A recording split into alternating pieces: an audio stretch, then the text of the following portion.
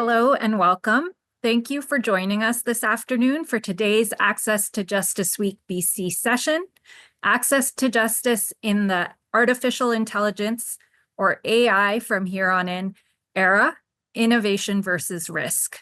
This session is a collaborative effort of the CBA BC branch, the Continuing Legal Education Society of BC, or CLEBC, the Law Foundation of BC, and Access to Justice BC, or A2J BC, which is actually a network in which the three mentioned organizations participate to move forward on civil and family access to justice systems change efforts.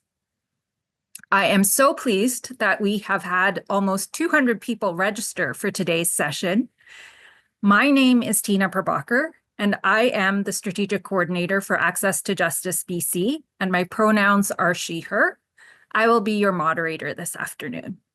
I'd like us to start by acknowledging that this webinar is being hosted from the traditional, unceded territory of the Coast Salish peoples, including the Tsleil-Waututh, the Squamish, and the Musqueam First Nations, whose historical relationships with the land continue to this day. The organizers acknowledge, with regret, the significant harm done to Indigenous peoples' families, communities, and individuals because of the role the legal system and the legal profession has played in the implementation and enforcement of laws, colonial laws, and policies that resulted in great harm.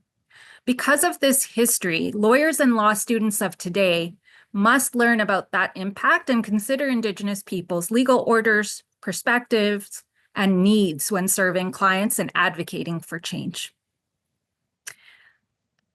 I am now very happy to introduce the Honorable Chief Justice Leonard Marchant, who we are very lucky to have with us to kick off this session with some opening remarks.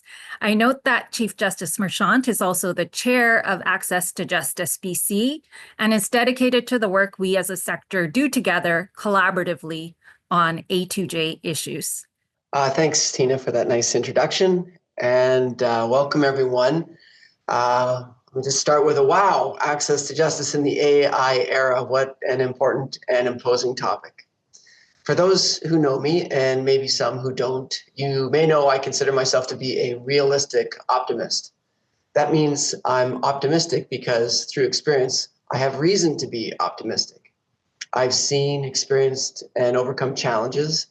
I'm a person who can see the half of the cup that's empty, but I like to focus on topping up the part of the cup that's half full. When it comes to access to justice in the AI era, I've heard and read both dystopian and utopian views. But with care, I'm optimistic AI holds real promise to make a meaningful and positive difference in the increasingly important field of access to justice.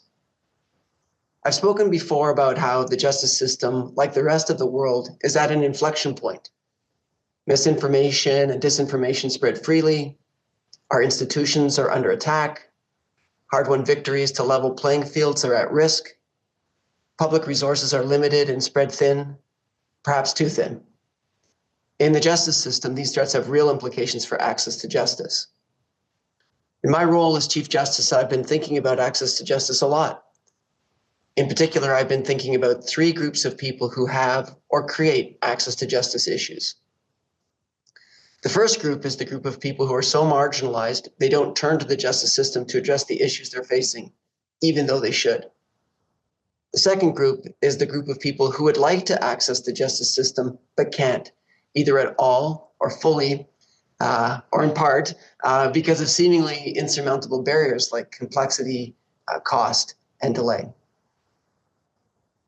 The third group is the group of people who use way more than their share of scarce public resources to resolve their legal disputes, which has the effect of denying other worthy parties the court time they need and deserve to resolve their pressing legal disputes. In my view, we have a collective obligation in these times of challenge, change, and transition to do our parts to not just preserve, but to advance access to justice. And I see AI as playing an important role in the journeys of the three groups of people I just mentioned, by making the justice system more understandable to those who fear or misunderstand it, making the work of lawyers and the courts more efficient and therefore less expensive, helping self-represented litigants put their best foot forward and improving the quality and accuracy of the work we do in the justice space. Of course, we have to be careful. While AI can help lawyers and courts do things more efficiently and help people who do not have lawyers find the information they need to resolve a case, there are well-known risks. To name a few, there can be a certain level of confusion about what AI can do. If a person doesn't understand how an AI tool works or what it's supposed to do, they could end up using it in ways that will create, not eliminate, mistakes. AI tools change quickly. This can make it hard to keep up with what tools are available and how they can be safely and properly used. For instance, tools that are not made specifically for legal purposes might make more mistakes when used for those purposes. Likewise, it might not be clear to users how their personal information is being used, resulting in privacy issues. AI tools can make up false information or hallucinate. As we've seen, AI can invent legal decisions that simply do not exist. Similarly, AI can help people fabricate evidence through manipulating the real evidence or through creations presented as facts, such as deepfake recordings. There's also a black box problem. Because most of us have no clue how AI works, we don't really know how AI-generated outputs were created. And this is problematic from a transparency perspective, especially when we're already concerned about decreasing public understanding of and faith in the justice system.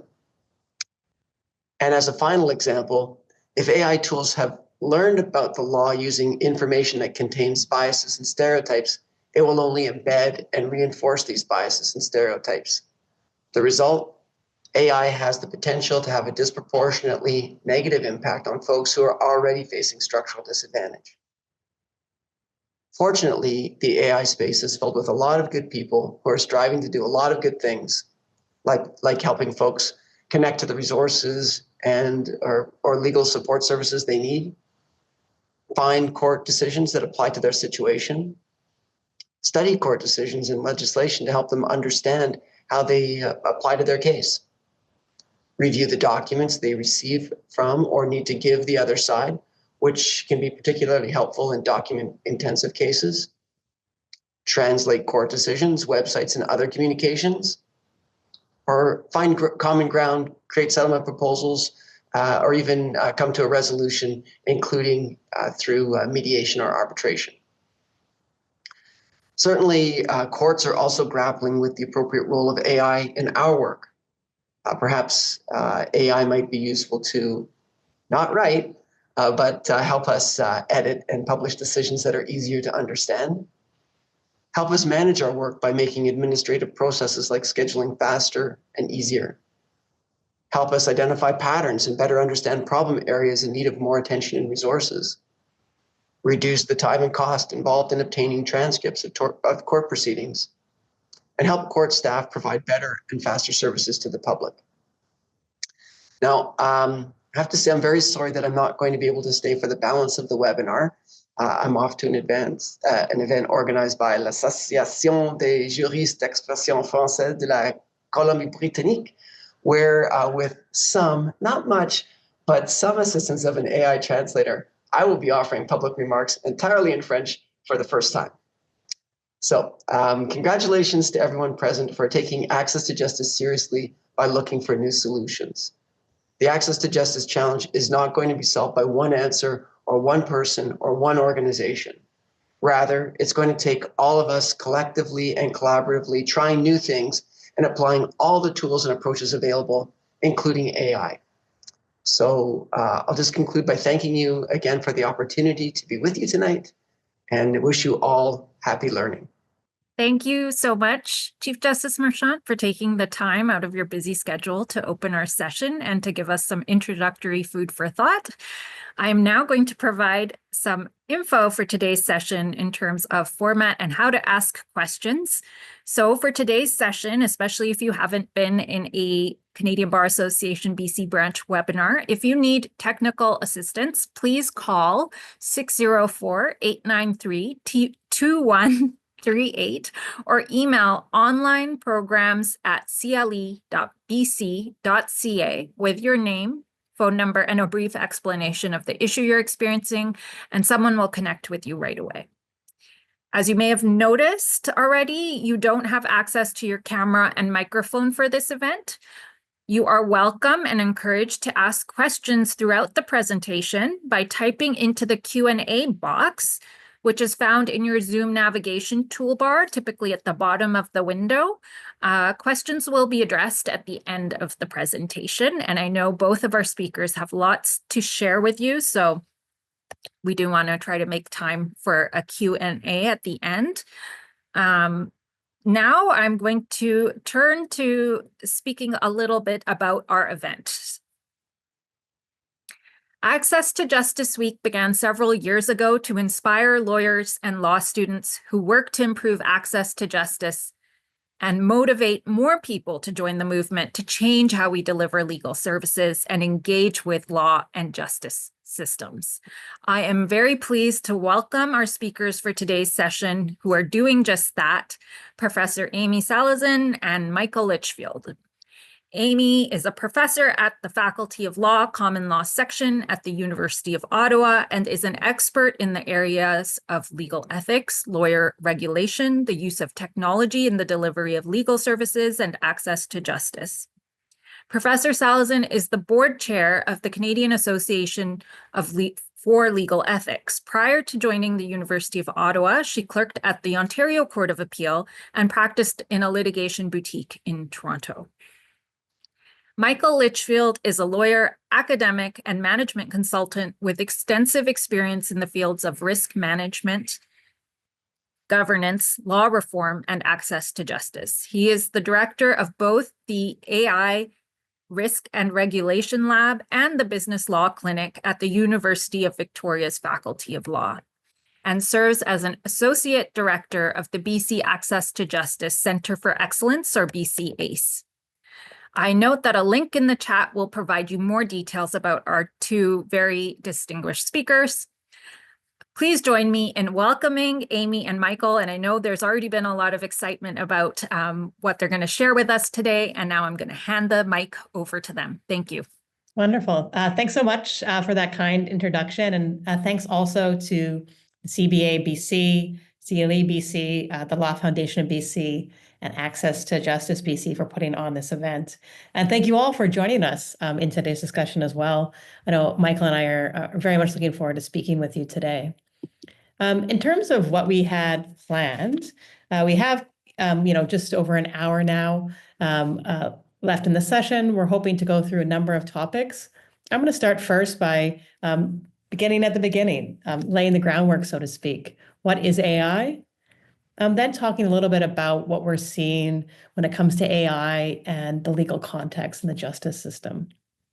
Then getting to kind of the heart of this week, AI and access to justice, before turning it over to Michael, who's going to be covering important topics related to risk and regulations, both in one's own use of AI and clients' use. And then again, there's that time we're hoping to have for questions at the end. Hoping to make this a little bit interactive. If I'm in the room with audiences, I like to do straw polls. Not able to do that, so I'm wondering if people, if they do have their phones or laptops, want to go to a website titled menti.com. And I'm hoping we can run a few polls. We never know how the technology is going to cooperate, but I'm going to go ahead. If people are on that website, then they can answer this question. They can type in that code at the top of the web page. It's 17367747. So I'll give it a few moments. If it doesn't seem there's any responses, I'll skate through, but please, we'd like to get your sense of what you're thinking. So it's working. I love it. Some comments already, some visions of robots, disruption, technology. 2 and 3, I'm curious about that one. I don't know if I'm able to talk to the person. Cheating, ChatGPT, inaccurate, efficiency, fake. We talk about a number of things. Innovation, trouble. HAL 9000, nice. Great, I really appreciate this participation. Excessive water use, excellent. Okay, I don't think we're going to get to be able to talk too much today about environmental impacts, but a huge, important topic. And I think continually more information. Sometimes we think of things in our computer as kind of being ethereal and in the air, but they use a lot of resources. And that's a big part of the conversation. Big data, frustrating, intriguing. Okay, fantasy. I'm going to continue on. I know some people may be still entering things. I really appreciate that feedback. It gives us a sense of all the different things in your mind. I have one more poll at the beginning here. Just wanted to gauge people's sense of their knowledge on the topic. If I presented to you the concept of generative AI, what's your familiarity? How it works as a high level, tools that use it. Okay. Many people have put themselves right in the middle, which is a good place to be. Okay. Again, I appreciate this. And so someone's that one person's never heard of it. I know when I do this, I've been kind of doing these education events for a couple of years now, and the answers always change. But one thing that we do see is kind of always a split in the knowledge of the audiences in terms of their familiarity with technology. And I like to recognize at the beginning of these sessions that in a room like this, we're all coming from different places when it comes to technology. There's some people that indicated they're quite familiar, and there's some people that are maybe at the beginning of their journey of learning about technology. So I am going to start briefly with some of the basics, not an extensive lecture on AI, but just want to make sure everybody's on the same page so we can have a conversation together, like to set the table, so to speak. So just starting at the beginning, what is AI? Maybe it seems like a simple question, but it can actually be a little bit complex. I think one place to start on the what is AI question is to recognize AI is a bit of a term of art. It's a term that's been around for some time. People trace its origins to the mid-1950s. There's a summer workshop held where some researchers were hoping to kind of solve with machines all the things that humans could do. Weren't successful in the mid-50s, still kind of working on that. Other things people have said, there's this quip that AI is whatever hasn't been done yet. Maybe you've heard people say when AI works, we call it software. Kind of this idea that once we get comfortable with the technology, we don't call it AI. A more serious but still simple definition, maybe you've heard AI framed in this way. AI is involving using computers to do things that traditionally require human intelligence. In all these definitions, I think, we see a bit of a time element. AI is a bit of a shifting concept. It does things that traditionally we used to do. AI is kind of futuristic. It's doing things with technology that haven't been done before. This idea of, the technology that's going to push our boundaries. In recent years, we have started to see more technical and even statutory, in some cases, definitions of AI. As the technology has gotten more powerful, as it's gotten to be used more and more, there has been some regulation, legislation. I know Michael's going to get into that. So we do have some more technical definitions. This definition on the screen, the OECD definition, is one that's gained some traction internationally. It says an AI system is a machine-based system for explicit or implicit objectives, infers from the input it receives how to generate outputs such as predictions, content recommendations, or decisions that can influence the physical or virtual environments. So definitely a lot more words in that definition, and you can see some boundaries emerging, but still a really flexible definition if you look at the things that are described in that OECD definition. I think when it comes to defining AI, I think in most contexts, particularly for most lawyers, kind of landing on one specific definition of what AI is isn't necessarily the most important thing. To me, what's important is what I kind of call contextual literacy. So if there is an AI tool that you're thinking about using, or you need to react to someone else using an AI tool, do you understand that particular tool? What type of AI it's operating at a general level? What are some of its benefits? What are some of the risks? What are some of the limitations? So kind of understanding this in context is going to be important, and we're definitely going to get into some of that context in our remarks. So one person said they hadn't heard of the term generative AI before, which in a group makes a lot of sense. This is one type of AI. It's a subset of AI. And if we want to be simple about it, which I think works well enough for us today, we can say that generative AI are AI systems that are capable of producing content like text, images, or video. How do these systems work? That could be a whole book or a whole university level course. I'm not going to provide that.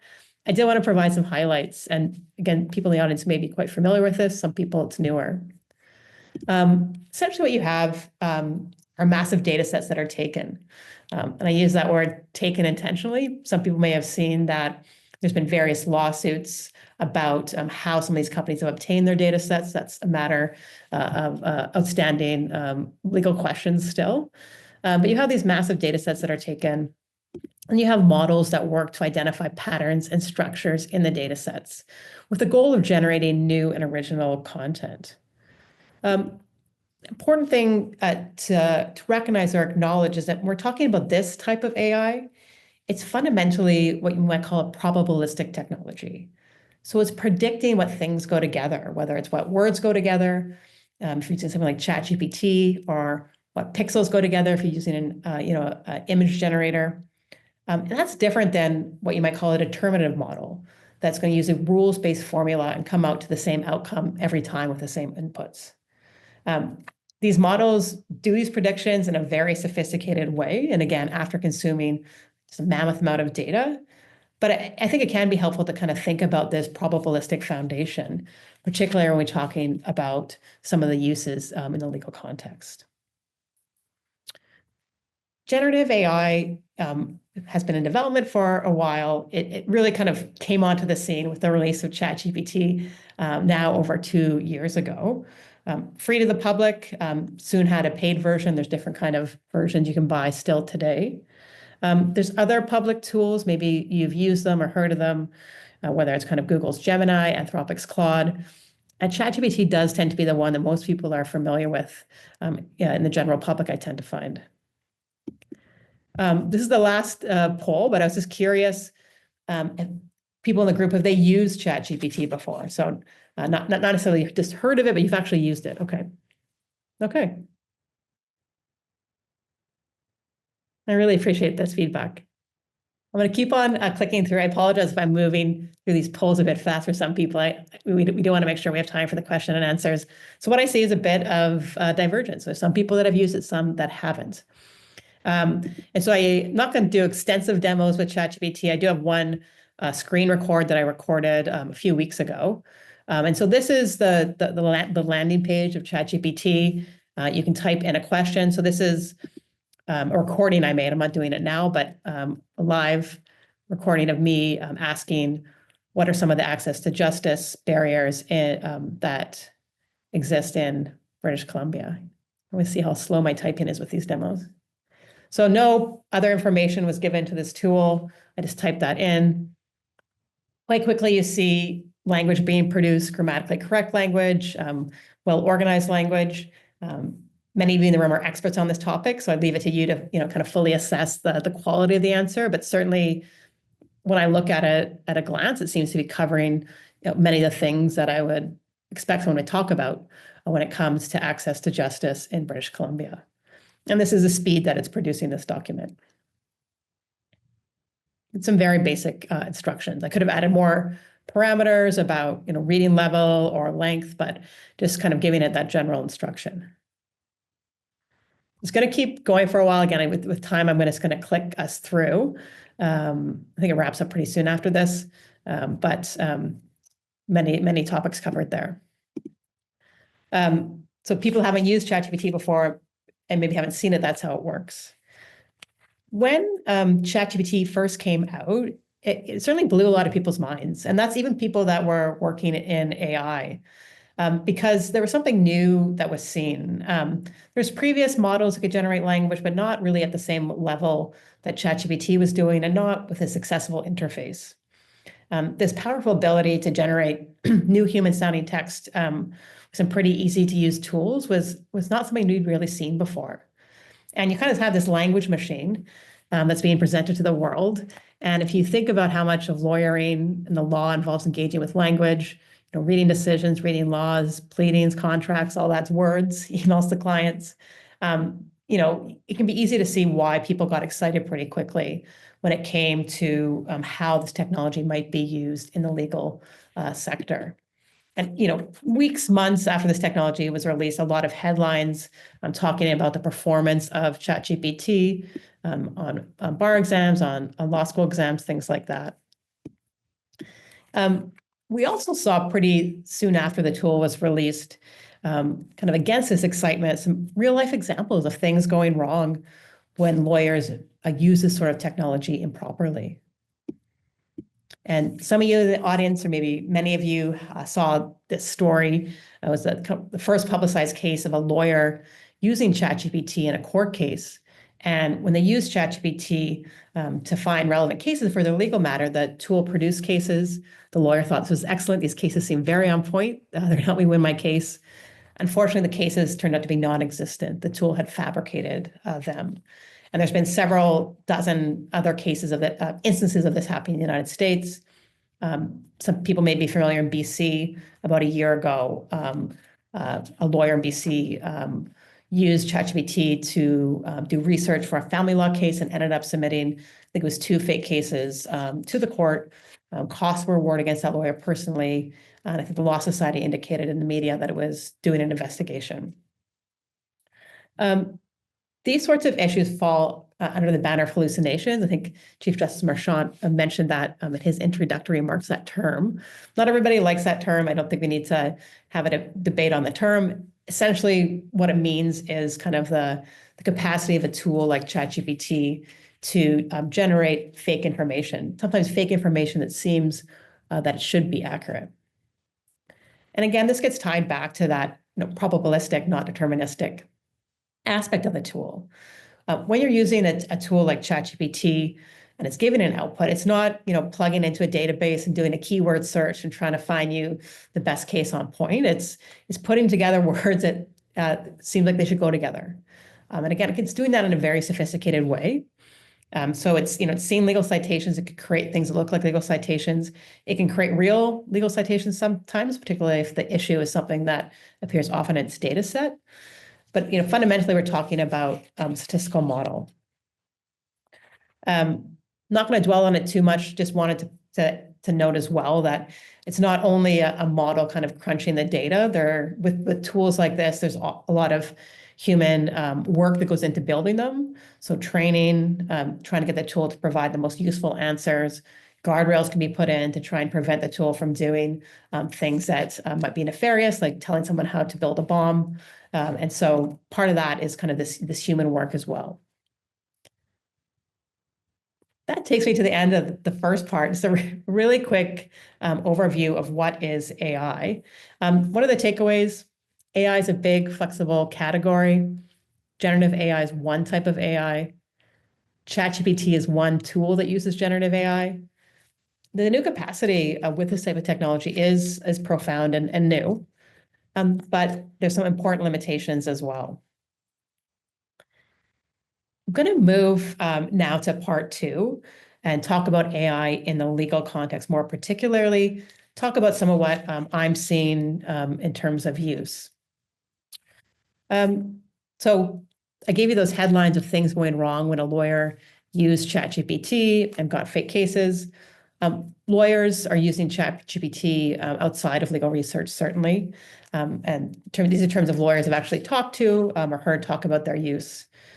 Marketing is a big use. So, generating language for websites or holiday cards.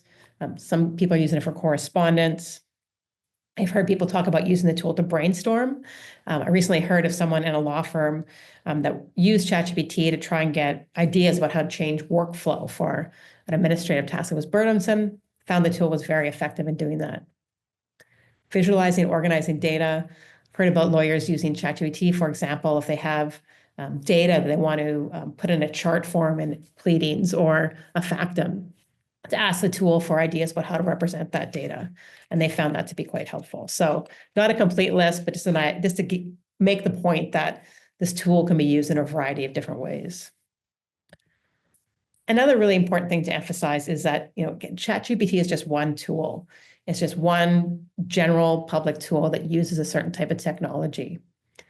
And people that are excited about AI in the legal context tend not to be necessarily excited about ChatGPT.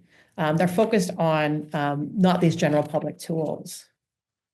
What we're seeing, is really globally a large amount of energy and money being put into creating tailored tools for the legal context.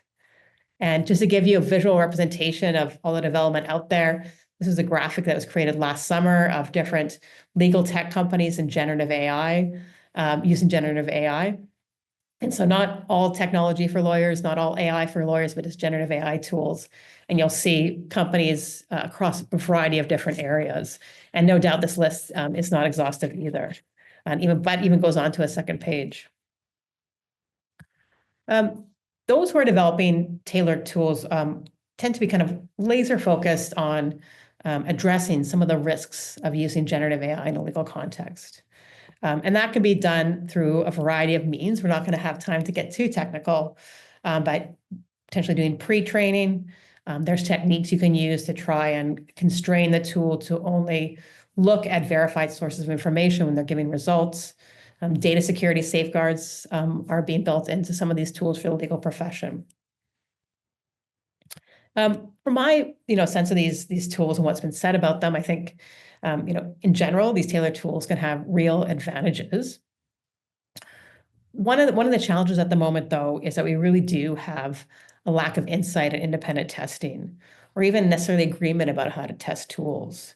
So it can be hard to know exactly how these tools are performing, how accurate these tools are. One good thing is we are seeing more interest in evaluation from both the private sector and the public sector.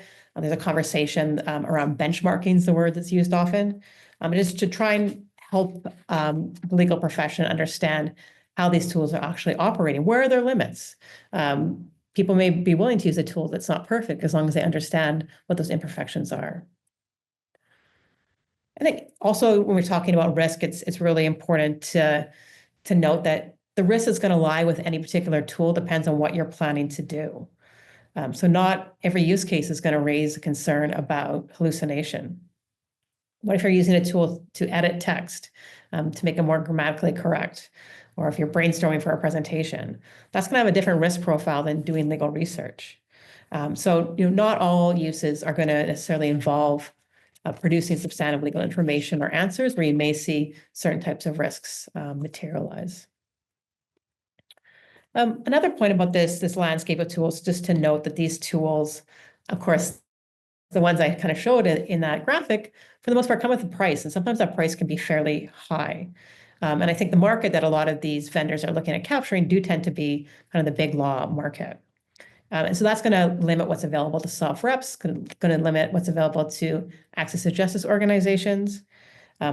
Thankfully, we are seeing some great work in the access to justice space. I'm going to talk about that in part 3. But where a lot of the money is going is kind of for those big firm tools. Also what we're seeing is some legal workplaces are choosing to try and build their own AI tools rather than buy off the shelf. That tends to be, some of the larger law firms. A number of big Canadian law firms have internal chatbots that they're working with. The advantages are kind of gives you more control and security. In terms of who is actually using these tools and how they're using it, we don't have any type of detailed, thorough data on Canadian lawyers. Lawyers don't need to report to the Law Society if they're using a technology. We don't have cameras in our offices that spy on us and say, "Are you using AI or not?" So we don't have kind of deep information on use. In terms of going across Canada and talking to lawyers from all different practice areas, I certainly see at the moment right now we do kind of have divergent views and divergent levels of adoption. Some lawyers are quite optimistic and quite entrepreneurial with these tools. Others are more hesitant and more skeptical. It's always hard to make generalizations, but I think to some extent the larger law firms are kind of more consistently onboarding and experimenting. Though I do know there's some solo practitioners and small practitioners that are making a lot of use of these tools as well. One thing I do kind of hear consistently from lawyers is more guidance is going to be necessary, more education. People even want to use these tools, but are not sure where to start. And I think this guidance, this idea of guidance and education is essential for a few reasons.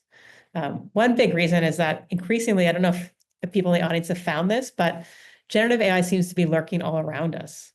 This new technology is starting to appear on our computers, whether or not we're kind of actively going out to buy new tools. So Sometimes the tools we're already using, legal research databases, practice management, new generative AI functionalities getting rolled out, other types of software, word processing software. Zoom can offer an AI companion that can attend meetings or transcribe meetings. Adobe Acrobat has an AI assistant for looking at PDFs. LinkedIn will write posts using AI. And I think, this reality of this kind of ubiquity, it's important to take note of, because I think it does make it essential for all lawyers not to be coders, not to be AI experts, but to have some level of literacy or knowledge about these tools. On that topic of education, I think it's great that we've seen, I think, roughly half dozen Canadian law societies, including the Law Society in BC, come out with guidance about AI use, generative AI use. The CBA also came out with a toolkit last summer. I think that's really good. I think we'll hopefully see updated guidance continue to come out, even more practical guidance, I think would be helpful. The last point I'll make in the second part is just to note this is very much still an ongoing story. The technology is really continuing to evolve and improve at a rapid pace, as is our understanding of some of its limitations. And so I always say that, we don't know yet where the generative AI plane is going to land, but it's certainly taken off at this point. And I think we're really at the beginning of the story about how it will impact the legal profession. In terms of takeaways from that section where I was talking about some of the trends, again, lots of interest, experimentation, and money looking at developing tailored tools, a wide range of use cases being explored. We're talking about kind of a new capacity with engaging with language. So that capacity can be deployed across a variety of areas.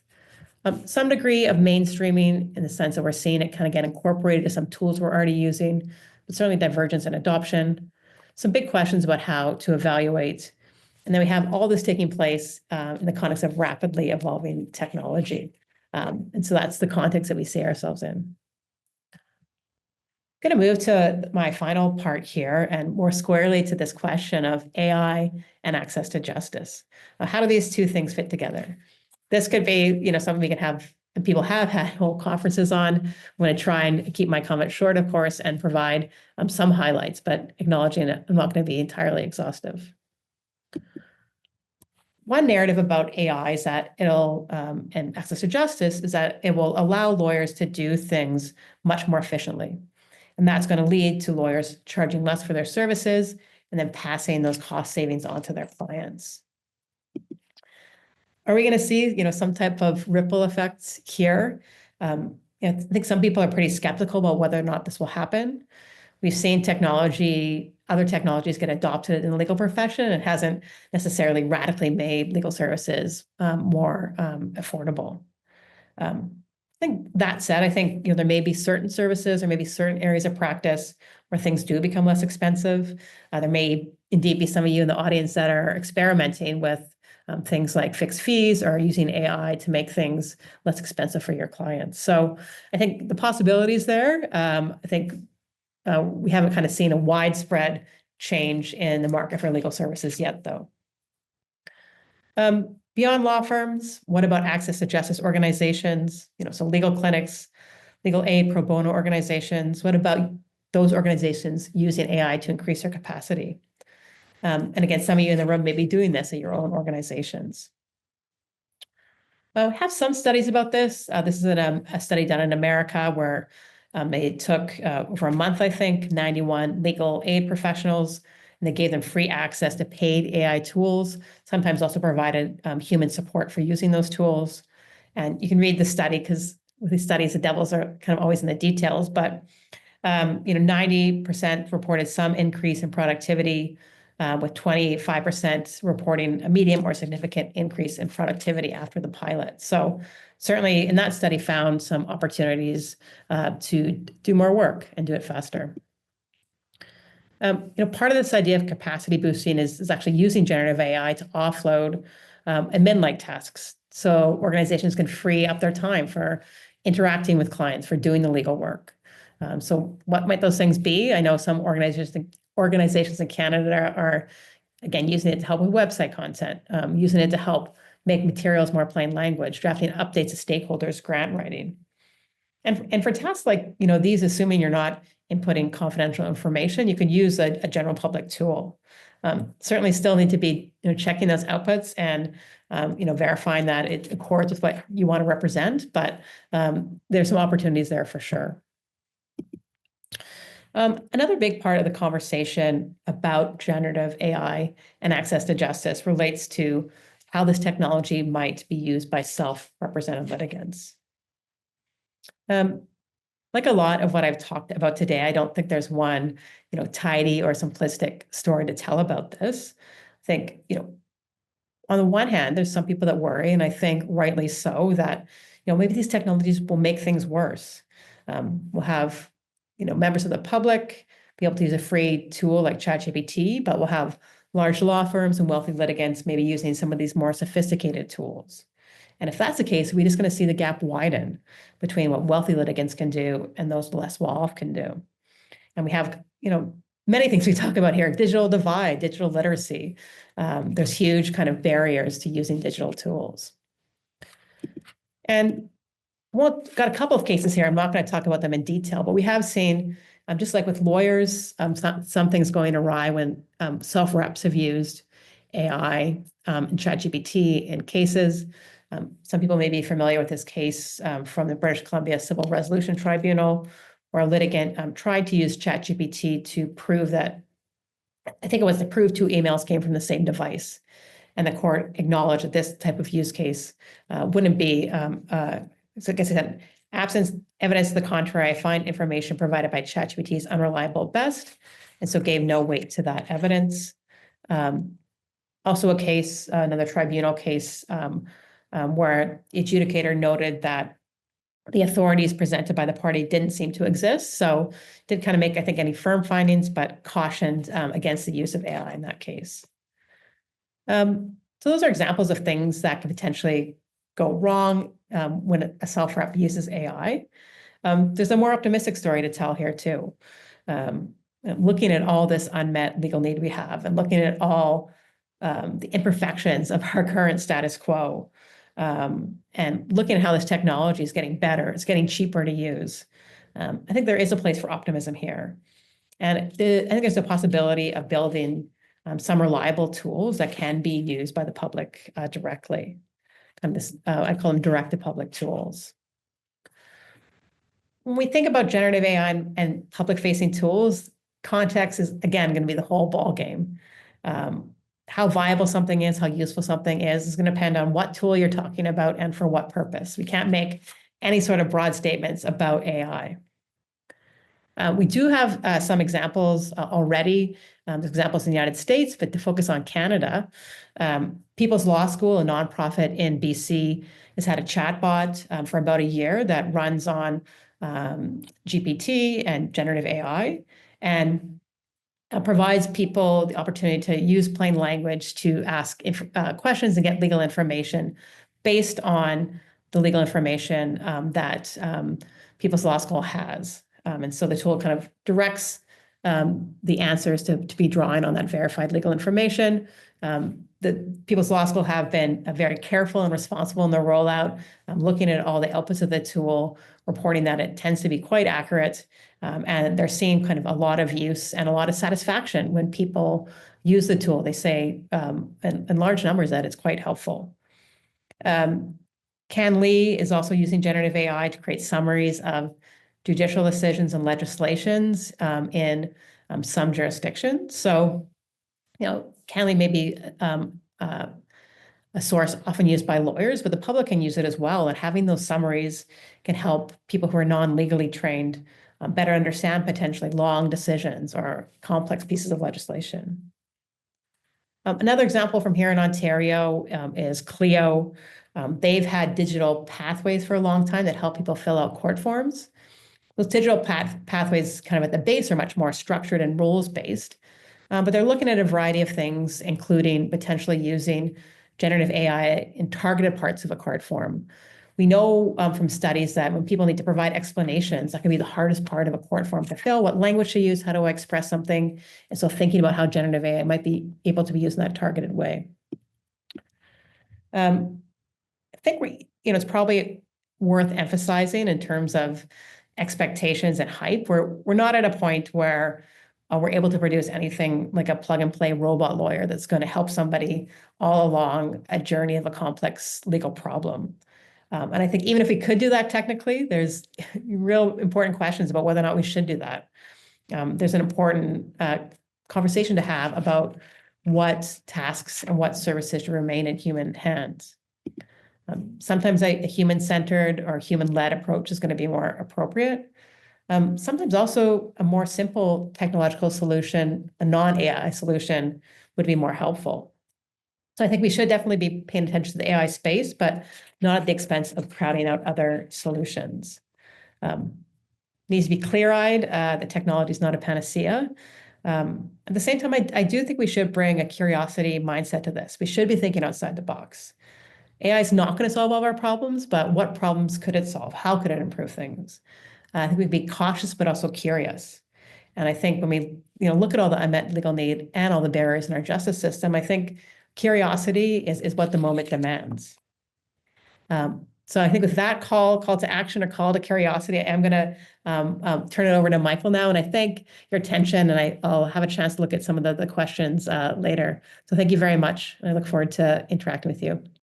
Hello, everybody, and good evening. Thank you very much, Amy, for that. And very happy to be here today to discuss the risk and regulation aspect of artificial intelligence.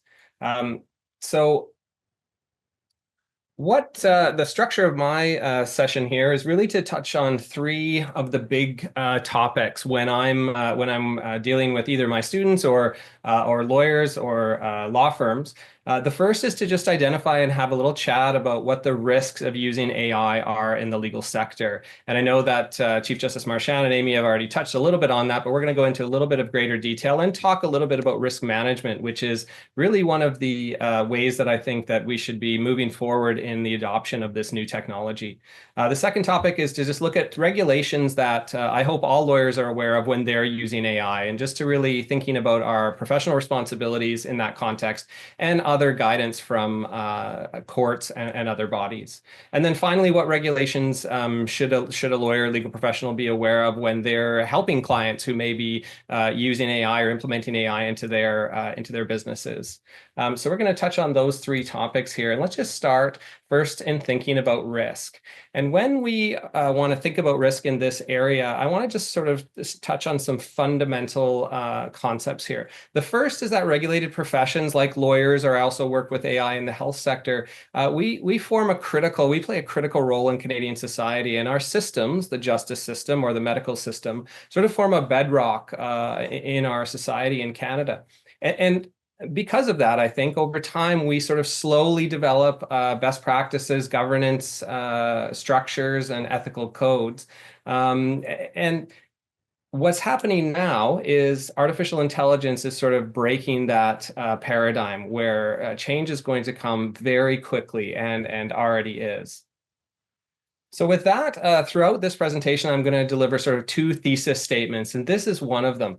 Essentially, sort of mirrors what Amy was speaking about, which is while AI has the potential to enhance access to justice, certainly, and I'm very optimistic about how it can do that, its adoption must be guided by a disciplined approach to risk management.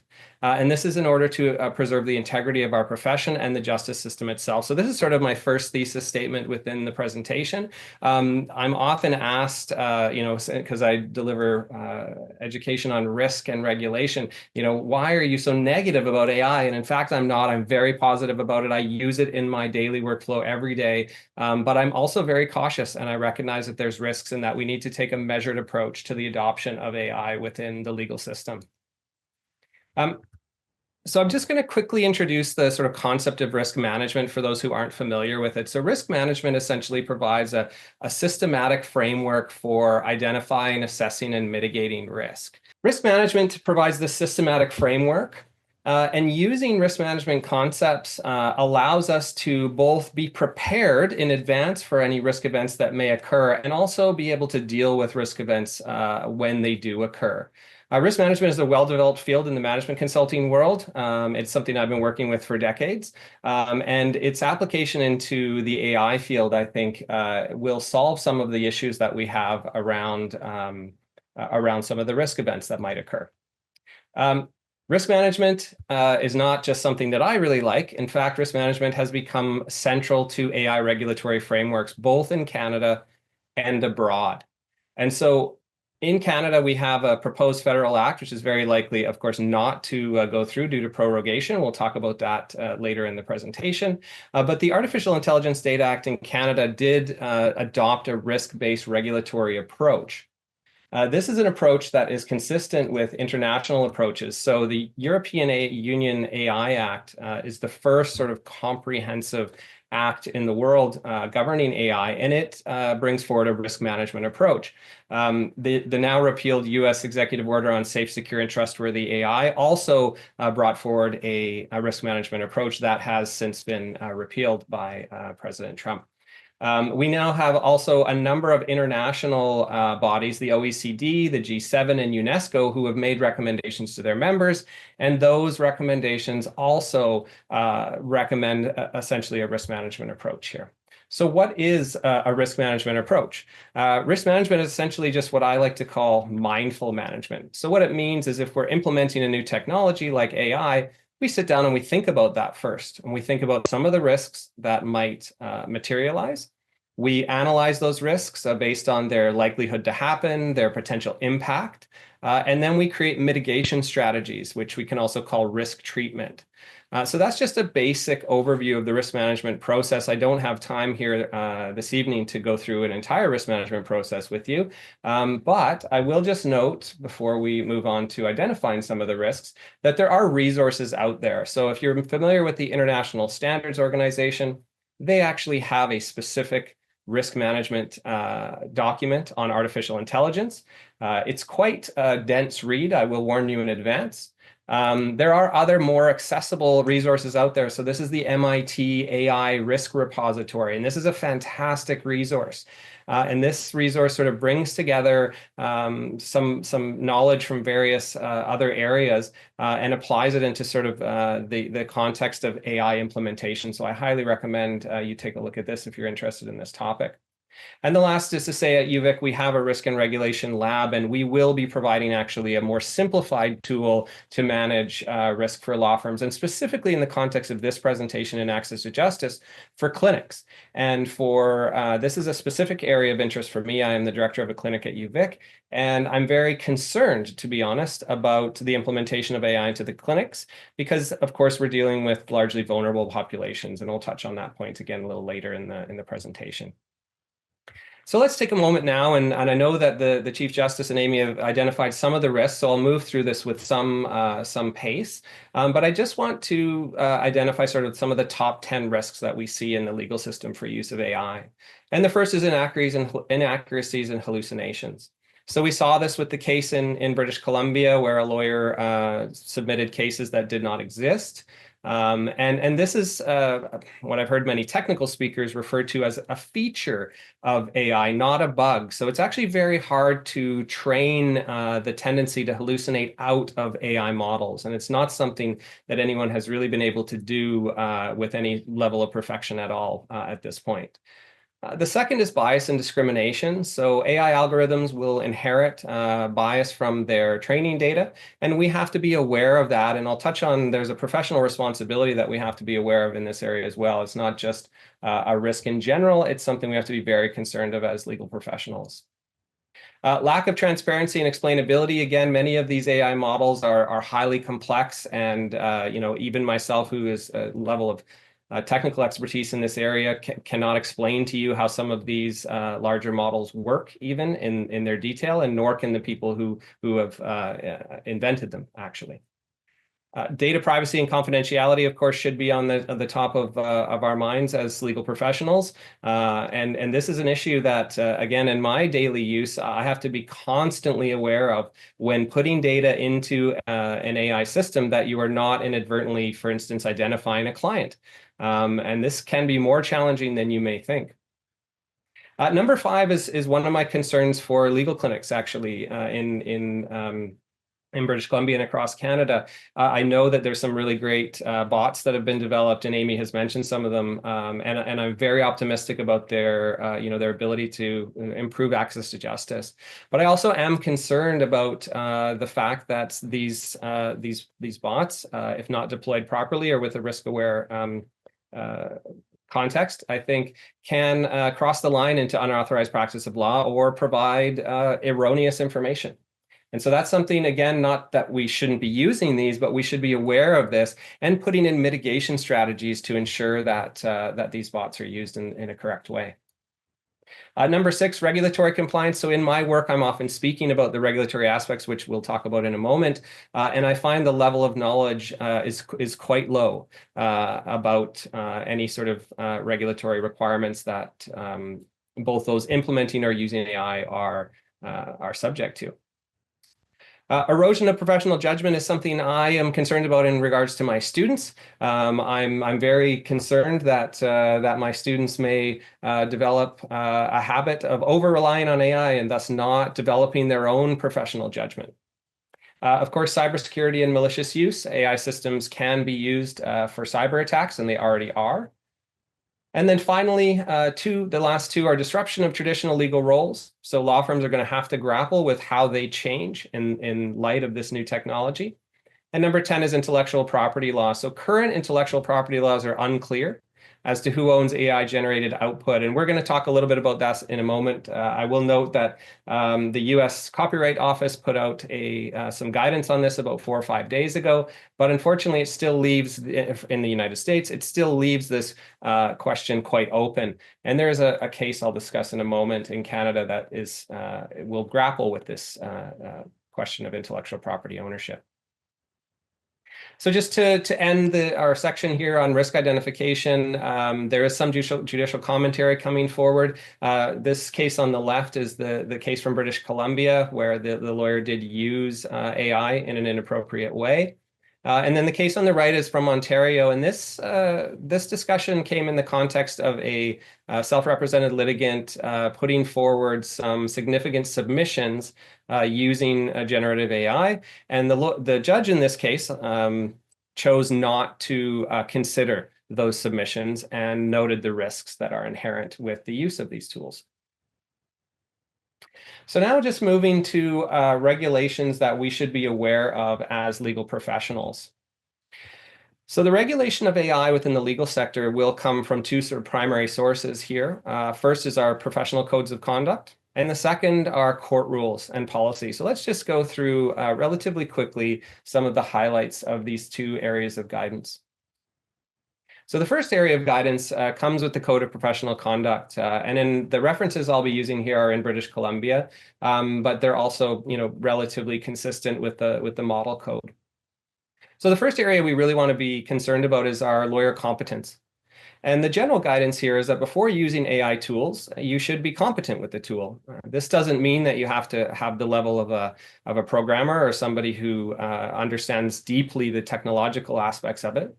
But it does mean that you have to have a basic understanding of what AI does, what it doesn't do, and also the risks that come with the use of AI. I also just note the area of AI regulation advisory council is increasing.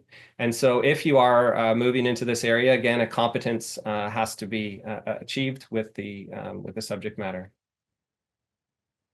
The second rule we want to look at obviously is confidentiality, and I mentioned this is a challenge. Again, I use this tool every day, and I have to be continually vigilant that you are not supplying confidential information, including client identification, into the tool.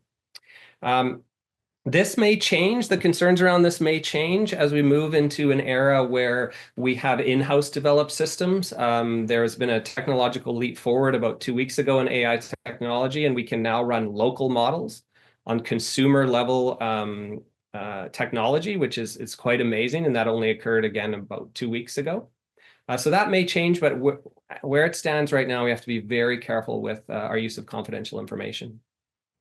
Code Rule 3.61 talks about reasonable fees and disbursements. And so I pose the question, and I won't be able to answer it for you, but what is fair and reasonable in the context of AI use? Again, honesty and candor. So under this duty, we must inform our clients of all the information that may affect their interest. And so you will want to ask yourself, does this create a duty to inform your client about AI use and perhaps get their informed consent as to your use? Code Rule 6.11, responsibility for work products. So this is, again, the challenge that we saw in the case in British Columbia. This individual took output from AI and did not verify it themselves. Now, we of course understand that we can't do that with our own juniors or assistants, so we should not be doing that with AI as well. Code Rule 6.31 calls on lawyers to not discriminate against colleagues, employees, clients, or other persons.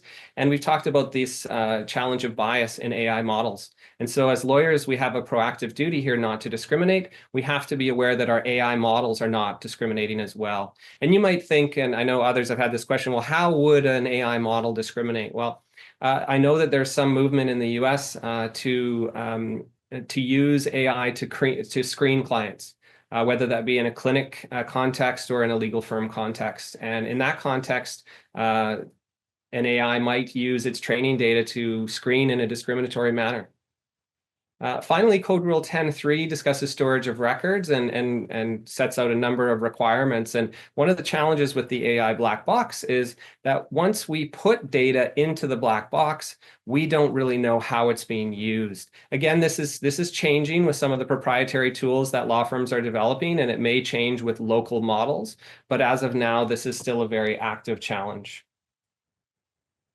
So I just want to recommend to you on this topic, because we moved through it relatively quickly, that there are some great resources here. So you'll see that the Law Society BC has 2 excellent resources. The CBA has 1 excellent resource there on the ethics of artificial intelligence. And the Law Society of Ontario has 2 excellent resources that you can use to further your knowledge in this subject. So we want to discuss very quickly court rules and policy as well. And I'll just note that there's 2 significant developments. I sort of look at these as the 2 most significant. The federal court has issued a notice on use of artificial intelligence in their proceedings, and there's some interim principles and guidelines. As well, the Canadian Judicial Council set out some guidelines on the use of artificial intelligence. And one of the points I want to make here is you're going to see some common concepts that are going to come up repeatedly through these pieces of guidance, and when we look at the legislation in just a moment. And these are the types of consistent norms that are developing within the AI field. And I encourage you, if you are setting policy or thinking about policy within your own organization, there is a sort of consistent set of norms that we'll see. So the first with the federal court is a declaration of AI use made to the court. And also the court sort of generally cautions lawyers when using AI, again, mainly around some of the risks that we've identified. Human in the loop is a very consistent concept that you're going to see across a lot of policies around AI use. And essentially, it just means that we make sure that a human is always verifying the AI output. Neutrality is also a concept brought forward by the court in this policy, which essentially says the court will not make an adverse inference if you do make a declaration of AI use. The court also set some interim policies and guidelines for their own use of AI and essentially set out some principles you'll see here, including accountability, respect of fundamental rights and non-discrimination, accuracy, transparency, cybersecurity, and human in the loop. Again, you're going to see these same concepts coming up repeatedly. And if you are looking at setting policy in your own organization, these are the kinds of concepts that you want to be considering for use there. So finally, the courts set out that they will not use AI in making judgments and orders without first engaging in public consultation, that they will embrace the principles, and that if AI will impact any sort of stakeholder, that they will have a stakeholder engagement process in place. The CJC, or Canadian Judicial Council, released a model of guidelines, and it has some of the very similar concepts. So I'll just leave those up there for you to take a look at. And you'll see, again, using AI consistently with core values and ethical rules, One of the challenges here, when you look at, I think the fifth point down of AI being understandable and explainable, is that much of the more complex AI systems at this point could not meet this standard. So just a little map that I'll throw up here. These are other jurisdictions where the courts have issued practice direction on AI use. I'll admit in my making this map, I was so nervous about misidentifying Nova Scotia that I actually put Manitoba where Alberta is, or sorry, where Saskatchewan is. So, but I'll leave this map with you here to just to show you that there are some jurisdictions where the courts have issued guidance and others where they have not. So finally, our last topic here is what issues or what regulations should I be aware of for my clients' use of AI? And here we're just going to talk about three specific things. One is existing general application laws. Two are proposed AI laws. And three are new and developing international norms. So the one thing, much like with our professional codes, law societies are grappling whether they need to be amended to account for AI, but we can never forget that we have existing rules that would apply no matter what. And we have that with our laws as well. So the main law that applies to AI use right now is privacy law. And I just want to sort of just touch on one of the myriad issues that arise in regards to AI and privacy law, which is if you take a look at our PIPEDA or any similar legislation in across the country, it requires consent for the collection of information to be informed, specific, and voluntary. And quite frankly, with the level of technology with AI at this moment, that's near impossible to achieve.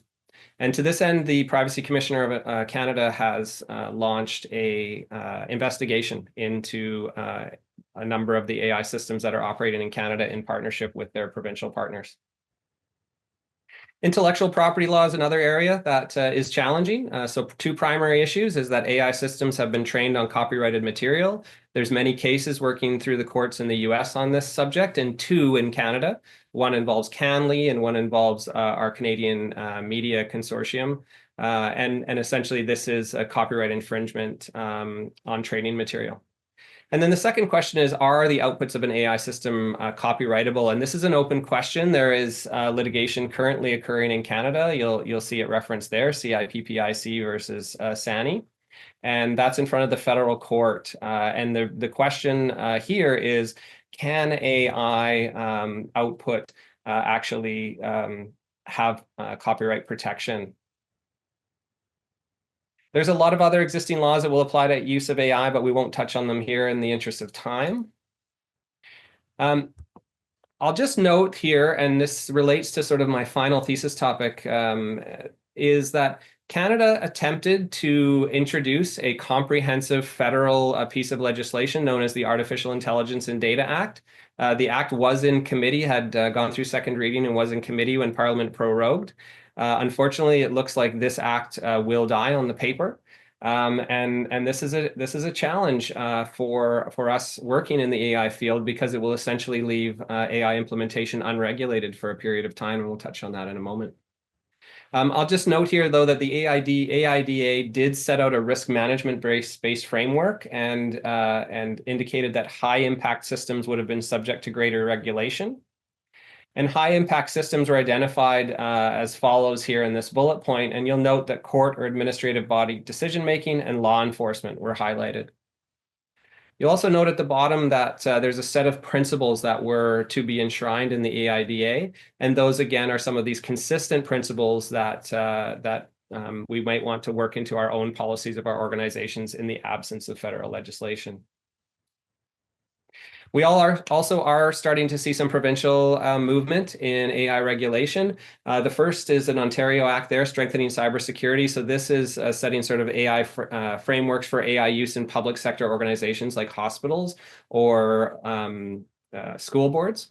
And then the second is sort of labor focused, and this would essentially prohibit discriminatory AI use in hiring. So sort of a final point here before we wrap up is that we're not alone in Canada in moving forward on trying to regulate AI with risk-based frameworks. What you'll see here is a number of other initiatives that are going on internationally to sort of set standards and promote a risk-aware implementation of artificial intelligence. So with that, I just want to leave us with some thoughts to wrap up. The first is that AI obviously presents some transformative opportunities here for us. It also presents significant risk, and what we need to do is to approach it with a risk management based framework. Risk management also means being aware of our current and evolving regulations. And I'll leave you sort of with my second and final sort of thesis statement here. We're in a bit of a regulatory vacuum. Our regulation in Canada looks like it is not going to pass, and so any new regulation looks like it may be years out. The U.S. has a similar state of affairs with the executive order of Biden around risk management for AI being repealed. So my appeal, my call to action for us is that I believe it's the role of professional bodies, universities, and others to lead the way in good governance for AI. If we fail to do that, I think we may lose public trust. And we have a unique opportunity to implement this new technology in a really powerful way. And I hope we do it with a risk-aware consciousness as well. So thank you very much. I want to thank you both right now, but we will go into the questions and I'll thank you again at the end. There are currently 7 questions in our Q&A at the bottom. If folks want to take a moment to look at those questions and press the thumbs up for questions that they're interested in having answered, that will be helpful. I do see some have been upvoted, and we have about 10 minutes to get through some of these questions. So let's get going right away. I wonder if I can upvote one of the questions myself while people are voting and sure. maybe to take on an answer. Is that okay to do? Do I have prerogative to do that? Go ahead. Yeah. I just noted there was a question in relation to data, and we haven't talked about that too much in the presentation. This idea that a model is only going to be as good as the data that it's trained on, and I think the question about data access and what you need is obviously going to depend on what type of tool you're talking about. Are you talking about an AI tool that's going to help with wording in emails or help with billing? Maybe you don't need court data or infirm data. But one, challenge we see in Canada with developing some tools, particularly they're going to help provide legal information or legal analysis, is that access to court data in the form that it could be used in such tools is not open right now. And there's only certain organizations that have access to that. And there's complicated reasons for that and a big debate about that, but that tends to be a big issue in development. And it's a little bit about what the litigation in BC is about. And then with respect to, data about internal firm workings, this is one of the reasons why some large organizations are developing their own tools, because they're going to leverage all that information they have at the law firm, the pleadings, settlement agreements, and try and create tools that can work on that data. And you can see certain advantages from that. So I wanted to the data question as a really interesting and important one. Lots of nuances there, absolutely, but wanted to address that one. I'm just going to jump in quickly. Go ahead. Just to add that the Access to Justice Center at UVic has long been working on this court data issue, and we continue to do that. And we are making, I think, for the first time in a long time, some really good progress. Not to say that we're going to have organized court data in the short term, but that we are making some steps forward on that. Great. I see there's about 3 questions that have 6 upvotes. So the first one I have on my screen is, can you touch on techniques, for example, benchmarking used to verify quality of AI apps that are provided to the public? And that's from Stephen. Do you want to take this one, Amy, or I can start quickly. I'll just start very quickly, and then you can build on this. So I mean, this is a very hot topic right now, and so it's not like we're going to be able to say to you, well, this is how we benchmark, because there's actually a lot of disagreement on how we should be moving forward to benchmark these tools.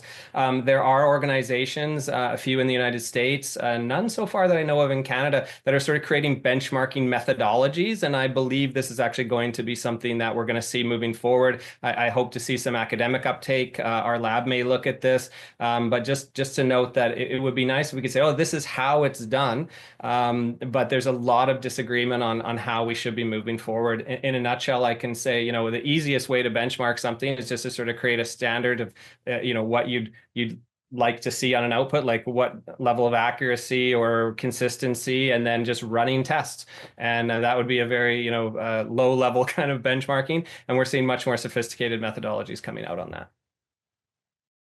Yeah, I think all that's correct. I think the benchmark is, I think, very much a work in progress. There are some, I think, Canadian small scale projects and projects internationally. I think we'll see some movement in the year with some public methodologies. The only thing I'd add to that is, not to get too philosophical, but some of these things actually kind of get complicated to measure. What's a legally accurate answer? What's a good legal answer? Lawyers will disagree as to whether or not a memo captures everything or not. We can assess, is there a fake case or not? But is the law described well? Is it described in a useful way? That can be some matter of debate. And so I think this question about evaluation, when you get in the weeds, also sometimes becomes a bit more complicated than it might first appear. Thank you for that. So I guess we're kind of left to our own devices, and there's some subjectivity there that we'll have to figure out. I see I've just updated my upvoting screen, and so now there's a question that has 8 upvotes, so we'll get to that one, and it's from Shambhavi. Thank you for this incredibly informative presentation. My question is, since most routine legal tasks like document review, legal research, and also drafting to some extent are being increasingly automated, how will AI impact the legal job market? Will it reduce the demand for legal assistants and paralegals, or even junior lawyers? I can go first. I think this is a common question, and I think in terms of trying to predict or prognosticate what the future is going to hold, I tend to be fairly resistant to provide any firm predictions. I think there are big questions about what it's going to mean to have some of these entry-level positions if we see onboarding of tools that tend to do the tasks that an entry-level position used to do. But then there's the question about how we can actually have a legal profession where we need people to be verifying answers, be using their own independent judgment. If they haven't gone through those initial stages, how do you know if a factum that an AI drafted is good unless you've spent some time learning how to draft a factum and getting feedback from people? So I think that's a big question for law schools right now and law firms. Will we see certain types of jobs and certain types of tasks that people do go away? I think that's probably true.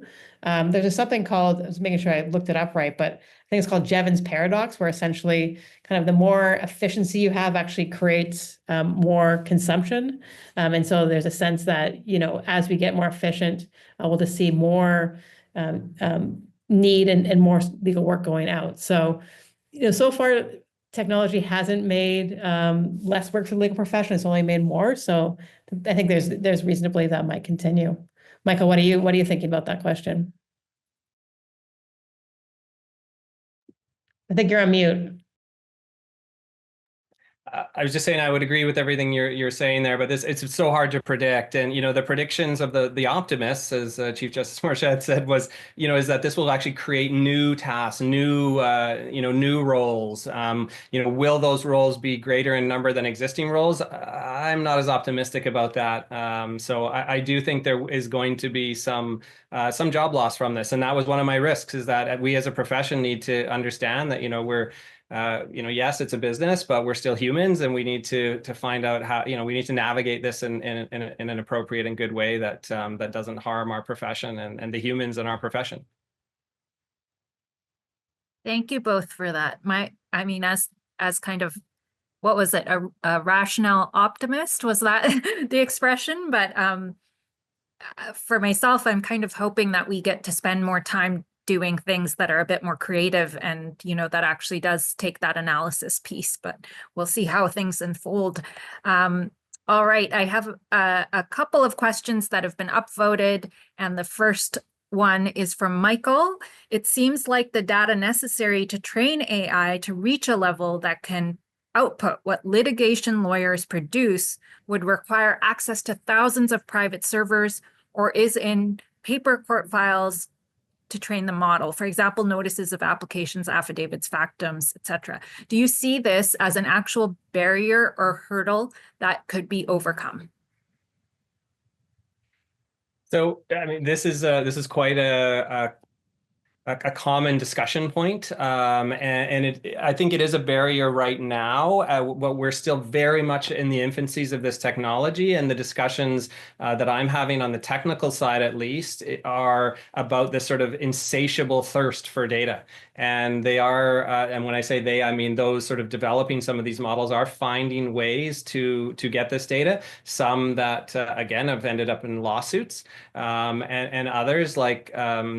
I do know that there are partnerships between law firms and certain technology providers to essentially provide all of their resources and data sets. So I think it is a barrier right now, but it is one that will be overcome, I believe. Yeah, and I think to the extent there's a concern, I mean, I think we often talk about potentially larger law firms with wealthy litigants. Another conversation that's happening in this space is the access that the government has to data. So the Department of Justice has a lot of different types of data, and to the extent that they're using that data potentially to help make predictions or help produce outputs, what kind of imbalance might that create when that data is all private and internal, and maybe the litigants on the other side don't have the access? So the data question continues to be a really important one, and one that's still, unresolved in some important ways. I mean, that's a really interesting point to raise, particularly this week, and in terms of, information stored by government and how it's handled. I'm going to go to the next upvoted. I'm just going to make sure it's still at the right point in the hierarchy here. So this is an anonymous question. How long do you think it will take for this technology to essentially become mandatory for lawyers to continue to be competitive? Okay, I'll just jump in. The competitive is an interesting question, but I'm going to take this. I'll come back to competitive or let Amy take that. But I want to take this into a slightly different space right now, which is I have been having conversations since the very beginning of AI and generative AI, both in the medical space and the legal space, as to whether it's ethical to use the tools. And my counterpoint was, and to this, when will it become unethical not to use these tools? Like, if we can provide superior service to our clients, or in the medical space, if there are lives to be saved, when does it actually become unethical not to be using those tools? Again, I can't answer that question, but it's an interesting something to think about. Yeah, I mean, we've seen this before, actually, in a number of ways. So I think one thing I found recently in doing some research about this was looking at when courts made a shift and said, litigators, if you're using paper-based resources and not using computerized legal research, you're not meeting your baseline of competence. And some cases from 2010 and even earlier. And so there was a shift there. Before, it used to be okay if a litigator was using paper-based resources, but at some point that changed. And the expectation was, as a standard, you need to be using this certain type of technological tool. I don't have any timelines. I think, again, we have to think contextually, what type of tool are we talking about? And what is it going to be used for? There's so many different ways AI can be used. I don't think we're kind of on the months type of schedule by any means. I think we're still figuring out a lot of this out. And so it's very much kind of a dynamic period. But could we get there with certain tools? Absolutely. We have with other things in the past, for sure. Mm-hmm. And I think you made the point, Amy, about sort of the divergent sort of opinions and on AI use and generative AI use. And what I've seen is a lot of divergency and comfort and where individual lawyers are with these tools. So, for instance, I know some local law firms I've spoken to here, they're really at the very beginning of this conversation. And I also have a colleague of mine who runs a local law firm in town who has just put the local DeepSeek model and is running it locally within their firm on a gaming computer that looks like the future of the world there. So there's this divergency. So in terms of competitiveness, I think some people are racing out and some people are being very cautious. So it'll take a few years to sort of fall out on that, I think. Okay, with 3 minutes left, I do think we are out of time, and there is a bit of a jump in the outvoting from 7 to 4. So I'm going to make an executive decision. I also just want to note in terms of the benchmarking question that our friends from People's Law School have noted in the Q&A that they have created some benchmarks on legally accurate output produced by their chatbot, Beagle, Plus, and are collaborating with Stanford University's Legal Design Lab to develop these and share with the public legal education organizations across North America. So that's potentially interesting to those folks who wanted to know more about how kind of benchmarking is emerging in relation to AI. Also, I'm really excited to hear, Michael, that legal clinics and others will be being provided some guidelines in the near future, at least with respect to how we operate here in BC. And also really appreciate, Amy, what you've shared with us today. I'm going to close us out. So thank you both for joining us today and taking time out of your busy schedules. And thank you to everyone else who took time out for this presentation. Once again, thank you to our speakers. Thank you to all of those who attended today's session. And I look forward to seeing you at the next webinar.